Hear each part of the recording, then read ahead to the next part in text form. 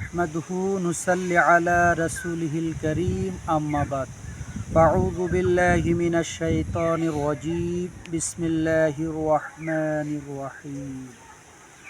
শুরু করছি প্রতিদিনের ন্যায় নিয়মিত অনুষ্ঠান দিনের পথে। আজ আমরা আলোচনা করব পবিত্র জিলহজ মাসের 1 থেকে 10 তারিখ পর্যন্ত আমরা কি আমল করব। যে আমল সম্পর্কে নবী করিম সাল্লাল্লাহু আলাইহি ওয়াসাল্লাম তার উম্মতদের জন্য কিছু স্মৃতি এবং নিদর্শনা স্বরূপ রেখে গেছেন, বলে গেছেন। পবিত্র জিলহজ মাস শুরু হওয়ার সাথে সাথে আমাদের কিছু করণীয় এবং বর্জনীয় রয়েছে, তা আমরা পবিত্র জিলহজ মাস যখন শুরু হবে তখন থেকে আমরা আমলগুলি করার চেষ্টা করব। আপনারা আমাকে যে যেখান থেকে শুনছেন দেখবেন, আপনারা সকলেই আমলগুলি করবেন এই প্রত্যাশা নিয়ে আপনাদের উদ্দেশ্যে, আমার নিজের উদ্দেশ্যে বলা, আল্লাহ তাআলা যেন শ্রোতা এবং বক্তাকে বলার আমল করার তৌফিক দান করে, সেই তৌফিক মহান মালিকের কাছে চেয়ে শুরু করছি। 1 নম্বরে আমরা জিলহজ মাসের চাঁদে দেখার জন্য কি করব? অপেক্ষা করব। জিলহজ মাসের চাঁদ দেখার সাথে সাথে আমরা আমলে লেগে যাব, যে আমল করলে পরে আল্লাহ তাআলা আমাদেরকে তার মাহবুব বান্দাদের অন্তর্ভুক্ত করে নেবেন। দ্বিতীয়ত হলো আল্লাহ তাআলার বেশি বেশি স্মরণ করা, যা অন্য সময়ের চাইতে বেশি বেশি করে, সাধারণ নেক আমলের চাইতে ওই আমলগুলি একটু বাড়িয়ে দেওয়া। এই বিষয়ে আমাদেরকে একটু নজরে রাখতে হবে যে এটা জিলহজ মাস চলছে, এর মধ্যে আমরা অবস্থান করছি। দ্বিতীয়ত হলো গুনাহের কাজগুলি ছেড়ে দেওয়া। আমরা যে সচরাচর গুনাহের কাজ করতাম তা পবিত্র হজের উসিলায় এই কারণে আমরা আমাদের সচরাচর যে গুনাহের কাজগুলি করে থাকি তা থেকে, গুনাহ থেকে আমাকে নিজেকে, আমার নফসকে, আমার জবানকে, আমার মনোমস্তিষ্ককে, আমার হাতকে একটু টেনে ধরা, আর মনকে বলা, হাতকে বলা, হৃদয়কে বুঝানো যে আমি এখন জিলহজ মাসে অবস্থান করছি, এটা একটা অত্যন্ত সম্মানীয় মাস। 4 নম্বরে হচ্ছে যাদের সামর্থ্য আছে তারা হজ করা, অর্থাৎ যাদের সামর্থ্য আছে তারা হজ করতে ইতোমধ্যে অনেকে চলে গেছে, আশেপাশে যারা আছে তারা যাবে। হজ করা হলো 4 নম্বরে আমল। 5 নম্বরে হচ্ছে আল্লাহ তাআলা যদি তৌফিক দেয় তাহলে কোরবানি করা।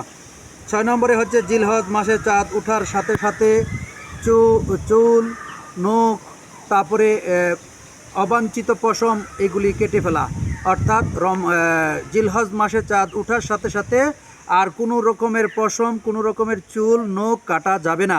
যে কোরবানি করা হোক আর যার নামে কোরবানি নাই করা হোক, কিন্তু কি করতে পারবে না? জিলহজ মাসের চাঁদ ওঠার সাথে সাথে কোনো চুল, অবাঞ্ছিত লোম, নখ কাটা যাবে না।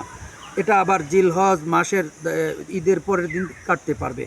তারপরে 7 নম্বরে হচ্ছে তাকবীর, তাহমিদ, তাহলিল বেশি বেশি করে পাঠ করা। এই মাসের মধ্যে বেশি বেশি করে তাকবীর পাঠ করা। আল্লাহু আকবার, আল্লাহু আকবার, লা ইলাহা ইল্লাল্লাহু, আল্লাহু আকবার, আল্লাহু আকবার ওয়ালিল্লাহিল হামদ, লা ইলাহা ইল্লাল্লাহ, আল্লাহু আকবার ওয়ালিল্লাহিল হামদ, আল্লাহু আকবার কাবীরা, আলহামদুলিল্লাহি কাসীরা, ওয়া সুবহানাল্লাহি বুকরাতান ওয়া আসিলা। এই তাকবীর, তাহমিদ, তাহলিল এটি বেশি বেশি করে পাঠ করা। 8 নম্বরে হচ্ছে 9 জিলহজ থেকে 13 তারিখ, 9 জিলহজের ফজরের নামাজ থেকে শুরু করে 13ই জিলহজ আসর নামাজ পর্যন্ত তাকবীরে তাশরিক বলে প্রত্যেক ফরজ নামাজের পরে একবার করে পড়তে হবে।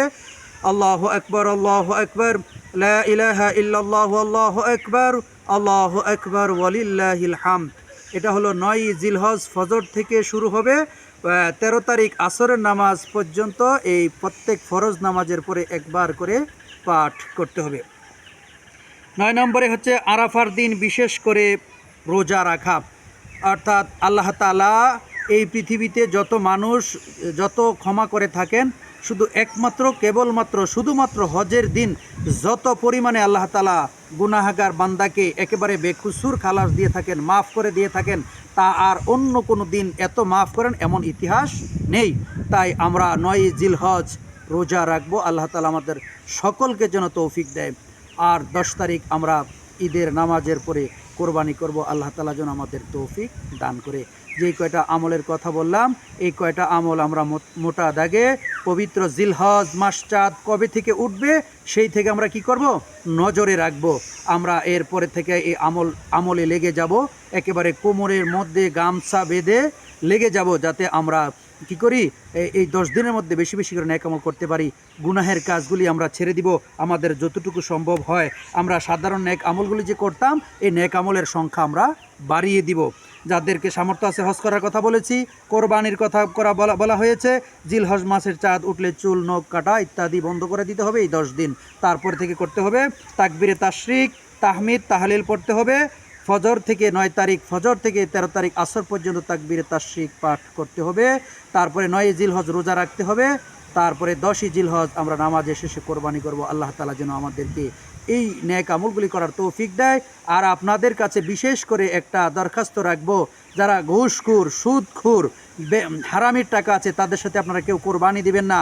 প্রয়োজনে একা দিবেন, গরুর বদলতে প্রয়োজনে বকরি কোরবানি দিবেন। তারপরেও সুদখোরের সাথে, ঘুষখোরের সাথে, অবৈধ টাকা ইনকামকারীর সাথে আপনারা কেউ কোরবানি দিবেন না, তাহলে আপনাদের কোরবানি কবুল হবে না। আল্লাহ তাআলা আপনার আমার কি চায়, এখলাসটা চায়, সুন্দর জিনিসটা চায়। তো সুদের টাকা, ঘুষের টাকা, হারামের টাকা, বেহালাল টাকা দিয়ে যারা কোরবানি দিবে তাদের সাথে শরিক হয়ে যদি কোরবানি দেন তাহলে আপনার কোরবানিটাই বরবাদ হয়ে যাবে।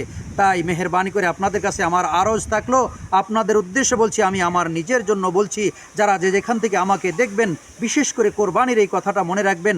কেউ যাদের হারাম টাকা আছে বলে মনে হয় তার সাথে কোরবানি দিবেন, এবার বাবার সাথে হোক, আর ছেলের সাথে হোক, ভাইয়ের সাথে হোক, বোনের সাথে হোক, চাচার সাথে হোক, আত্মীয়ের সাথে হোক, লিডারের সাথে হোক, আর কর্মীর সাথে হোক, কখনো হারাম টাকা যাদের আছে তাদের সাথে কোরবানিতে শরিক হয়ে কোরবানি দিবেন না। আল্লাহ তাআলা যেন আমাদেরকে এই আমল করার তৌফিক দান করে। সুবহানাল্লাহি ওয়া বিহামদিহি, সুবহানাকাল্লাহুম্মা ওয়া বিহামদিকা, আশহাদু আল্লা ইলাহা ইল্লা আনতা আস্তাগফিরুকা ওয়া আতুবু ইলাইক। লা ইলাহা ইল্লাল্লাহু আল্লাহু আকবার, আল্লাহু আকবার, লা ইলাহা ইল্লাল্লাহু আল্লাহু আকবার, ওয়ালিল্লাহিল হামদ। আসসালামু আলাইকুম ওয়া রাহমাতুল্লাহি ওয়া বারাকাতুহু।